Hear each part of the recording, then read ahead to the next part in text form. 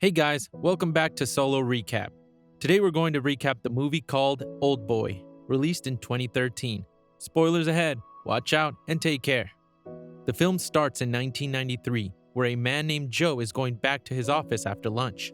He is an alcoholic, and he drinks even during the day. At his office, Joe is told by his boss that he has to get a new client to sign a contract with their marketing agency. Joe's job depends upon this deal. After this, his secretary asks him to call his ex-wife, Donna, who tells Joe that he's a terrible father because he won't even come to his daughter's birthday. On the other hand, Joe says that he has an important meeting so he can't come. He says his daughter Mia won't even notice because she's just 3 years old. Joe goes to the meeting where he convinces the client to join his agency. When the client goes to the bathroom, Joe starts flirting with his wife and even grabs her. This makes the client extremely angry, who punches Joe before canceling the deal. Joe knows that he has lost his job, so he starts drinking heavily that night. He's so drunk that he's passed out on the side of the road, and he's barely walking around the city looking for alcohol. He buys a small rubber duck for his daughter from a vendor in Chinatown. He tries to enter his best friend's Chucky's bar, but Chucky tells him that he has already drank too much, so he should go home. This is where Joe encounters a lady standing under an umbrella. He goes with the woman and wakes up inside a strange room. The room is rather minimalistic, and Joe goes to the bathroom to find that no one is inside the shower that's still running. Joe looks around the room, but there is no one there, and he finds some underwear in the drawer. Pretty soon, Joe understands that he's locked inside that room, which he considers to be a motel room. When someone brings him food, he tries asking them why he's there, but they don't tell him. Each day, he is served the same food along with a bottle of vodka, and Joe drinks heavily. Then one day, Joe is trying to touch himself when a gas is released, and he passes out. Some men collect his hair and DNA samples. A few days later, Joe sees on the news that his wife Donna has been murdered, and the police found his DNA on the crime scene. He is getting crazy due to his loneliness, and he befriends a mouse. However, one day he finds the mouse on his dinner plate, which breaks him. Joe cuts his wrists and tries to take his own life, but when he wakes up, he sees bandages on his wrist. He knows that someone is watching him, and even spots the camera inside the room. Joe has lost all hope at this point, but that's when he sees his daughter on a popular crime show. She has been adopted, and she plays the cello. Joe decides to clean up his act and stops drinking. He even exercises, and he plans to meet his daughter one day to apologize for being a terrible father. A man named Cheney is watching Joe live out his life. Joe spends his days writing letters to his daughter, and he's trying to make a hole in the bathroom wall. Meanwhile, the outside world keeps changing, and 20 years later, Joe is ready to escape. He makes a big hole and puts all his letters inside a pillow cover. That's when he sees the same crime show on the TV, which is explaining how Joe has been missing for 20 years. The host is talking to Mia, who says that she is willing to forgive her father if he wants forgiveness. Right then, the room gets filled with gas, and Joe wakes up in a box. He's in a park, and he has a phone, his letters, and some money with him. He sees the same woman with the yellow umbrella and follows her into the city. On his way, some football players try to stop Joe, and he beats them up real bad. He keeps looking for an umbrella, but a homeless man has it. Joe is angry at the man, but a doctor named Tom and his assistant Marie stop Joe. Joe decides to leave that place, but Marie gives him her card and tells him to call her if he ever needs help. Joe goes to meet up with Chucky, who doesn't even recognize him. Joe explains the whole situation, and Chucky wants to know why anyone would do this. This is when Joe gets a call from his kidnapper, who says that he will be meeting Joe pretty soon. Joe makes a list of all his old clients and enemies, and then spends the entire night searching on the internet for these people. The next morning, Chucky finds Joe lying on the ground, and he calls Marie. Marie says Joe just passed out due to fatigue, and she gives him some medicine. Chucky is working at the bar, so Marie looks after Joe, and that's when she finds all the letters. She starts reading all those letters, and she's invested in Joe's story. Joe sees this and gets angry at her, but she says she just wants to help him. So from then on, Joe and Marie spend the whole day checking up on all the people on Joe's list. They even go to Chinese restaurants to find out the dumplings that he had been eating during his confinement. He's alone when he finally finds the restaurant. Joe sees a man taking a lot of dumpling bags, so he decides to chase after the guy on a delivery boy's bicycle.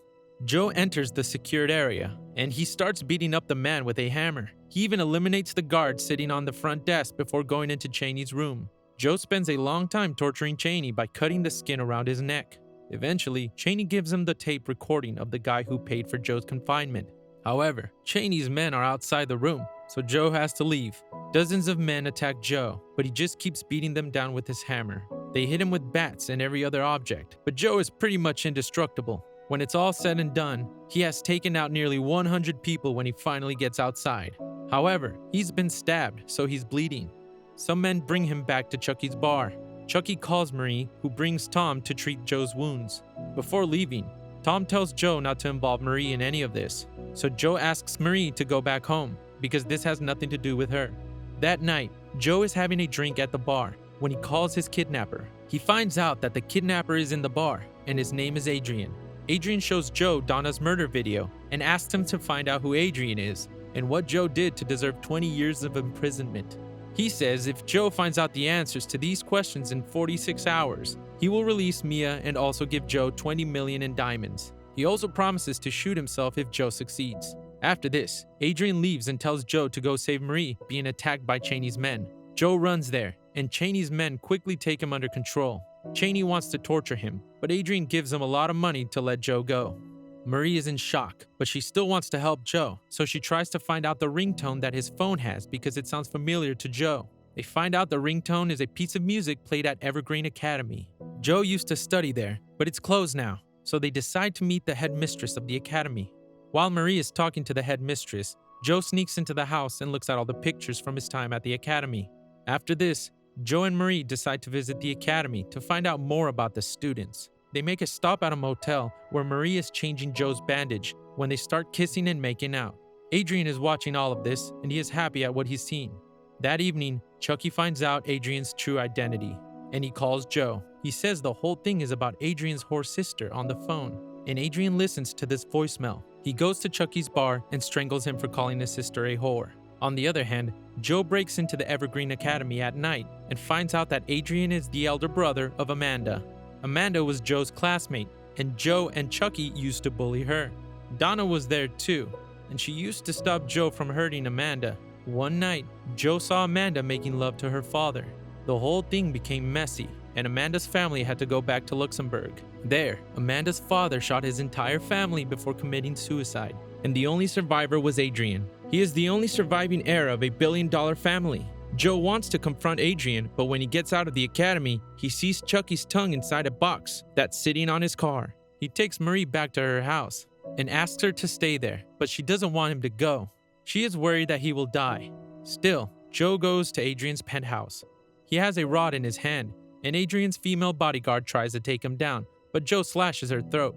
The woman dies, and Adrian asks Joe if he knows the truth about everything. Joe says he knows that Adrian's family had to leave the USA when Joe saw Amanda with his father. He told that story to everyone in school, and everyone made fun of Amanda and called her a whore. Adrian says that it had a profound effect on his father, who was being questioned by everyone, so he decided to take out his entire family. There's something wrong with Adrian, who thinks it was okay for his father to abuse his entire family. He doesn't hate his father. Instead, he admires him. He blames Joe for whatever happened. However, Joe has found the secret, so Adrian gives him the diamonds. He also takes him to a TV show set. Adrian says that the crime show Joe used to watch was all fake, and Mia is also a fake girl. She isn't Joe's daughter, and her true name is Ashley, who works as an actress. After this, Adrian finally tells him the real truth. Marie is Joe's real daughter, and Adrian gave her a fake identity. He raised her so that one day she would meet Joe, and they could commit the sin that they did. Joe is ashamed of what he has done, and he wants Adrian to put the bullet in his head. Instead, Adrian says he is now happy because he has achieved his life goal of making Joe realize what he did all those years ago. So Adrian shoots himself in the head. Sometime later, Joe sends Marie a letter telling her to start a new life without him. He also gives her a bag full of diamonds. After this, Joe goes back to the jail where he was held captive. He gives Cheney a lot of diamonds to let him stay in the same room where he spent the last 20 years of his life. The film ends with Joe eating the same dumplings and sitting on his bed with a smile on his face. Thanks for watching. Feel free to drop a comment below as to what we should recap next. Make sure to like and subscribe if you enjoyed the video, and don't forget to turn on notifications. See you in another video.